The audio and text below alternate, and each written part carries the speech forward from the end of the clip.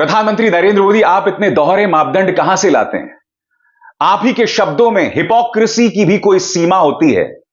कोई तो सीमा होगी भारतीय जनता पार्टी के प्रपंच, दोहरे मापदंड, डबल स्टैंडर्ड्स की।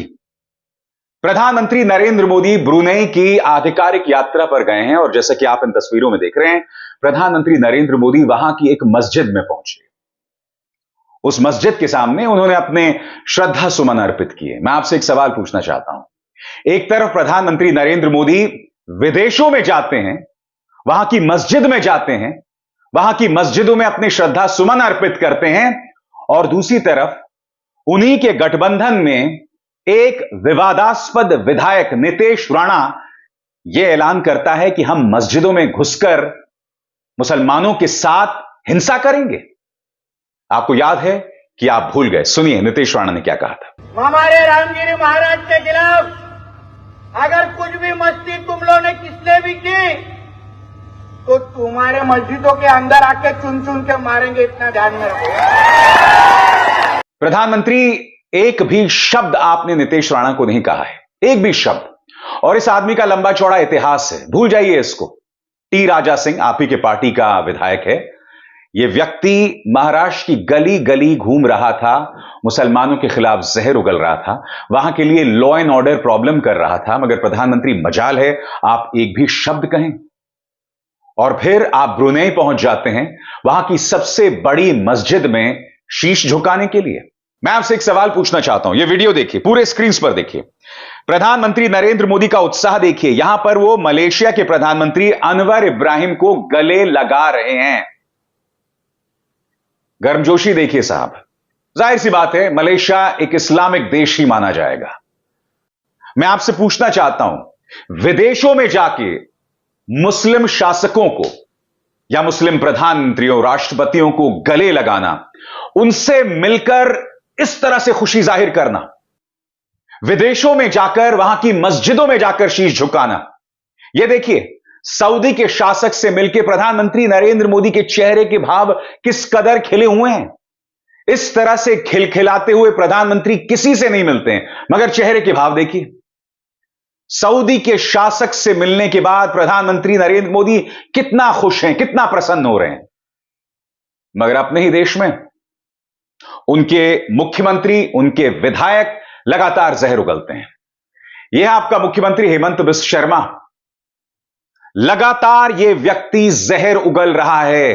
प्रधानमंत्री, आपको क्या लगता है, यह खबरें क्या विदेशों में नहीं जाती हैं? जिन देशों में जाकर आप मस्जिदों के सामने सिर झुका रहे हैं, श्रद्धा सुमन अर्पित कर रहे हैं, क्या वहां पर आपको नहीं लगता है कि लोगों को पता है कि आपके मुख्यमंत्री क्या कहते हैं?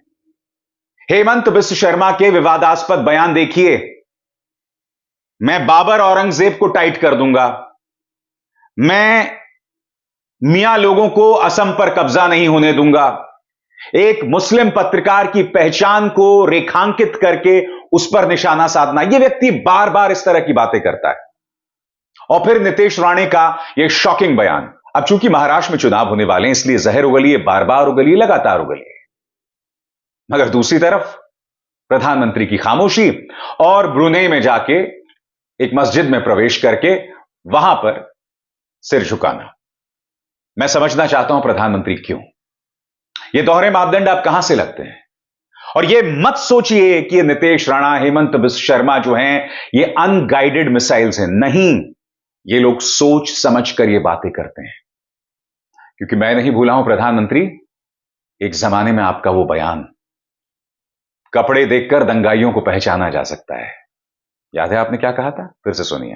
भाइयों बहनों, ये जो आग लगा रहे हैं, टीवी पे उनके जो दृश्य आ रहे हैं, ये आग लगाने वाले कौन है वो उनके कपड़ों से ही पता चल जाता है।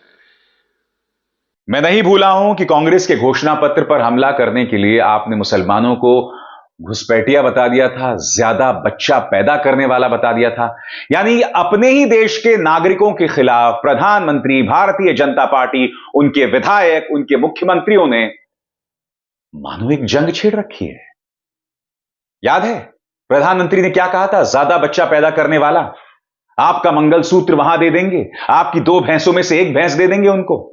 सुनिए प्रधानमंत्री ने क्या कहा था। तुम उसे छीनने की बात कर रहे हो अपने मैनिफेस्टो में। गोल्ड ले लेंगे, सबको वितरित कर देंगे। और पहले जब उनकी सरकार थी उन्होंने कहा था कि देश की संपत्ति पर पहला अधिकार मुसलमानों का है। इसका मतलब ये संपत्ति इकट्ठी करके किसको बांटेंगे? जिनके ज्यादा बच्चे हैं उनको बांटेंगे। घुसपैठियों को बांटेंगे। क्या आपकी मेहनत की कमाई का पैसा घुसपैठियों को दिया जाएगा? आपको मंजूर है ये कांग्रेस का मैनिफेस्टो कह रहा है कि वो माताओं बहनों का सोने का हिसाब करेंगे, उसकी जड़ती करेंगे, जानकारी लेंगे और फिर उस संपत्ति को बांट देंगे। और उनको बांटेंगे जिनको मनमोहन सिंह जी की सरकार ने कहा था कि संपत्ति पर पहला अधिकार मुसलमानों का है। भाइयों बहनों, ये अर्बन नक्सल की सोच, मेरी माताओं बहनों, ये आपका मंगलसूत्र भी बचने नहीं देंगे, यहां तक जाएंगे, मैं कहने आया हूं। इसलिए ये बहुत दोहरे मापदंड लगते हैं दोस्तों। एक तरफ इस तरह के बयानात, दूसरी तरफ मस्जिद में जाना, या फिर मलेशिया के प्रधानमंत्री से इस तरह से बाहें फैलाकर मिलना, या फिर मोहम्मद बिन सलमान के सामने इस तरह से चेहरे पर हंसी के भाव देखिए। मैं फिर समझना चाहता हूं प्रधानमंत्री, ये दोहरे मापदंड कहां से लाते हैं आप? क्या कहा था आपने हिपोक्रेसी के बारे में? हिपोक्रेसी की भी सीमा होती है। हां, हिपोक्रेसी की भी कोई सीमा होती है। प्रपंच, दोहरे मापदंड की भी कोई सीमा होती है। प्रधानमंत्री, अब सोच को बदलना पड़ेगा। अब नहीं हो सकता, सोच को बदलना पड़ेगा। अब ये जो जहर है समाज को बर्बाद करके छोड़ रहा है। कभी एक ट्रेन के अंदर महाराष्ट्र में धुले एक्सप्रेस में एक बुजुर्ग मुसलमानों को बेरहमी से पीटा जाता है। कभी गौ रक्षक जो हैं वो गोमांस के शक में एक व्यक्ति को मौत के घाट उतार देते हैं और ढेरों मॉब लिंचिंग की घटनाएं आ रही हैं। और अब आर.एन. मिश्रा, एक हिंदू, एक ब्राह्मण, 12वीं क्लास में पढ़ने वाला आर.एन. मिश्रा, उसे मौत के घाट उतार दिया गौ रक्षकों ने, जिनके बारे में आप ही ने बयान दिया था कि ये गुंडे हैं। ये बात अलग है कि ना आपकी महाराष्ट्र सरकार, ना आपकी उत्तर प्रदेश सरकार, ना हरियाणा सरकार इन पर कोई एक्शन नहीं लेती है, इनके प्रति नरमी बरतती है, मानो ये आपकी राजनीति का हिस्सा है। प्रधानमंत्री, इस पर लगाम लगाना होगा। देश को हम इस तरह से बर्बाद नहीं होने दे सकते। देश इस जहर की कीमत चुका रहा है और इस जहर की शुरुआत होती है भारतीय जनता पार्टी से, उनके नेताओं के जहरीले बयानों से, जिसे लगातार मीडिया बढ़ा चढ़ाकर पेश करता है, मीडिया जो खुद जहर उगलता है और इसका असर सड़कों पर दिखाई देता है। जब गौरक्षक बेकसूरों को मौत के घाट उतार देते हैं, और मैंने कई बार कहा है, अगर कोई गाय चोरी भी कर रहा है तो उस पर कानून कार्रवाई करेगा। इस तरह से कानून को हाथ में नहीं लिया जा सकता, क्योंकि अगर आप कानून हाथ में लेंगे तो फिर आर.एन. मिश्रा जैसे बेकसूर लोग मारे जाते रहेंगे, फिर महाराष्ट्र में यह हाजी साहब के साथ पिटाई होती रहेगी, अखलाक को मौत के घाट उतार दिया जाएगा, इमरान को परेशान किया जाएगा, शाहिद को मौत के घाट उतार दिया जाएगा। ऐसी ढेरों मिसालें सामने उभर कर आती रहेंगी और हम उसको लेकर मुंह नहीं मोड़ सकते हैं। प्रधानमंत्री नरेंद्र मोदी ने जिस तरह से दार इस्लाम में जाकर शीश झुकाया है, इस पर कांग्रेस ने तल्ख टिप्पणी की है। सुप्रिया श्रीनेत का बयान, और सुप्रिया श्रीनेत के इस बयान में उन्होंने नीतीश राणा का जहरीला बयान, उसका भी जिक्र किया है, और साथ ही प्रधानमंत्री जिस तरह से मस्जिद के सामने तस्वीर खिंचवा रहे हैं उसका भी जिक्र किया है। यहां पर सुप्रिया श्रीनेत क्या कहती हैं? ब्रुनेई में नरेंद्र मोदी उमर अली सैफुद्दीन मस्जिद जाएंगे, हिंदुस्तान में उनके विधायक तुम्हारी मस्जिदों में तुम्हें चुन चुन कर मारेंगे कि नारे लगाएंगे, इस पाखंड को आप क्या कहेंगे? बहुत अच्छा शब्द है, पाखंड। दुख की बात यह है कि इन सवालों का जवाब ना भारतीय जनता पार्टी देगी, ना नीतीश राणा देंगे, और प्रधानमंत्री आप तो देंगे ही नहीं। दिक्कत क्या है मैं आपको बताता हूं। आप ये मत सोचिए कि ये जहरीले बयान देकर भारतीय जनता पार्टी को किसी भी तरह की कोई शर्मिंदगी है, नहीं। भारतीय जनता पार्टी अब भी सोचती है कि इस तरह के बयानात देकर उन्हें वोट हासिल होंगे, और यकीन मानिए दोस्तों, ये इस देश की बुद्धिमत्ता के चेहरे पर तमाचा है। आपकी अकल को चैलेंज किया जा रहा है। इन्हें लगता है इस देश का हिंदू जो है वो सिर्फ जहरीला है और इस जहर के जरिए उनका वोट हासिल किया जा सकता है। सबसे बड़ी बात, आपको किसने अधिकार दिया उस हिंदू को 24 घंटे डरा के रखने का, भड़का के रखने का? मैं क्यों आपसे बार बार कहता हूं कि जो व्यक्ति डरा हुआ रहेगा, भड़का हुआ रहेगा, वो कभी तरक्की नहीं कर सकता, वो कभी भी अपने परिवार के लिए अच्छा काम नहीं कर सकता। आप और हम इस देश के नागरिक हैं, हमारी जिम्मेदारी है, हमारी पहली जिम्मेदारी हमारे परिवार के प्रति, हमारी जिम्मेदारी हमारे देश के प्रति भी है। और ये सब जिम्मेदारियां हम तभी निभा पाएंगे अगर हम मन से स्वच्छ हों, अगर हमारे अंदर जहर ना हो। सीधी और सरल बात है। क्या यह बात आपको बिल्कुल भी नहीं समझ आ रही? क्या यह बात भारतीय जनता पार्टी का जहरीला तंत्र नहीं समझता? क्या प्रधानमंत्री ये नहीं देख रहे हैं? प्रधानमंत्री बदलिए इस राजनीति को। 11वें साल में हम प्रवेश कर चुके हैं, मगर अब भी भाजपा के नेता वही कह रहे हैं। हर गुजरते दिन के साथ ये बढ़ रहा है।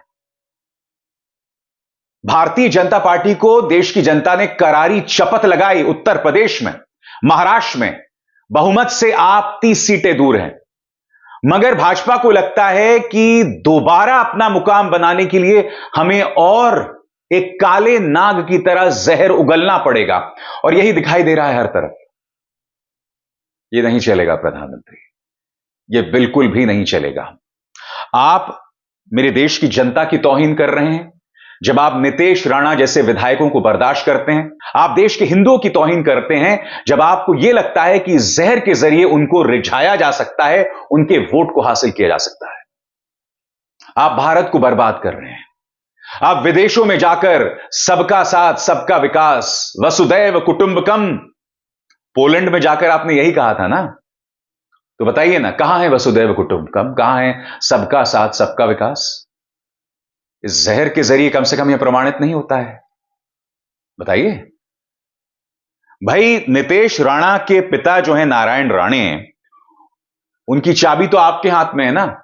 इन पर भ्रष्टाचार के कई आरोप थे, अब ये आपकी गोद में आकर बैठ गए हैं। अगर ये व्यक्ति जहर उगल रहा है तो उस चाबी को थोड़ा टाइट कीजिए। बताइए, नितेश राणे को आप टाइट कर सकते हैं, मगर आप क्यों नहीं कर रहे हैं?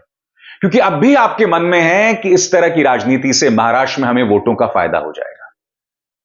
मान लिया जाए हो भी जाए, तो यहां दो चीजें हैं। यह भारतीय राजनीति के लिए दुर्भाग्यपूर्ण है कि राजनीति इसी आधार पर चलेगी, और दूसरी बात, यह दुखद है इस जनता की निगाह से। अगर जनता ऐसी चीजों से प्रेरित होकर भाजपा के पक्ष में वोट देगी तो इससे बड़ी त्रासदी क्या हो सकती है? बहरहाल, हिपोक्रेसी, दोहरे मापदंड, प्रपंच को त्यागिए। अगर आप विदेशों में जाके मस्जिदों में जाते हैं, वहां पर फोटो खिंचवाते हैं, तो यहां देश में जहरीले नेताओं की भाषा पर भी लगाम लगाइए। अभिसार शर्मा को दीजिए इजाजत। नमस्कार। स्वतंत्र और आजाद पत्रकारिता का समर्थन कीजिए, सच में मेरा साथी बनिए। बहुत आसान है दोस्तों, इस ज्वाइन बटन को दबाइए और आपके सामने आएंगे ये 3 विकल्प, इनमें से एक चुनिए और सच के इस सफर में मेरा साथी बनिए।